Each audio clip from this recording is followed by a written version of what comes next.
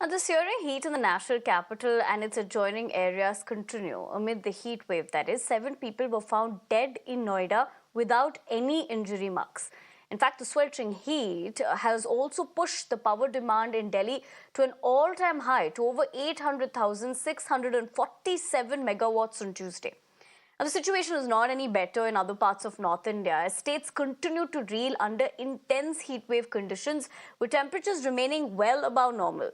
It's not just us humans, but animals too clearly are bearing the brunt of this extreme heat.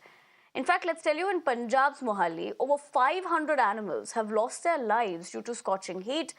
My colleague Manoj gets us this special report. इस बार भीषण गर्मी से पूरा देश झुलस रहा है। खासकर उत्तर भारत में हालात भयावह हो गए हैं। पेयजल संकट खड़ा हो गया है। इंसानों के साथ साथ जंगली जीव और जानवर भी अब भीषण गर्मी की चपेट में आने लगे हैं, क्योंकि जलाशय सूखने के चलते जंगली जीव अब प्यास से मर रहे हैं।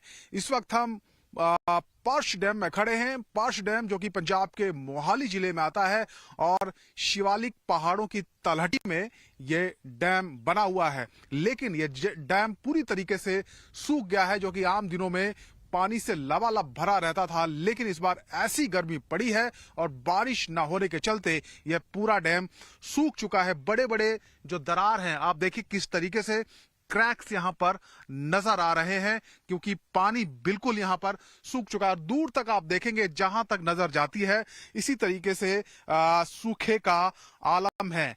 बूंद भर भी पानी का नामो निशान नहीं है और इस इलाके में जो जंगली जीव यहां पर रहते हैं, उनके पानी का जो एकमात्र साधन था वो यही डैम था।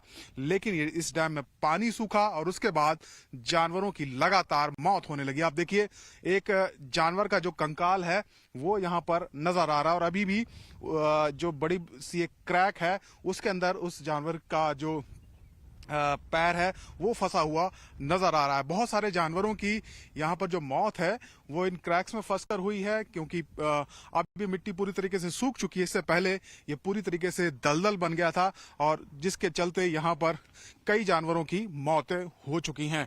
एक आंकड़े के मुताबिक स्थानीय निवासियों ने जो हमें जानकारी दी है, करीब 550 जंगली जीवों की मौत हो चुकी है और इसी तरीके से जो जानवरों की हड्डियां हैं वो बिखरी पड़ी हैं जगह जगह।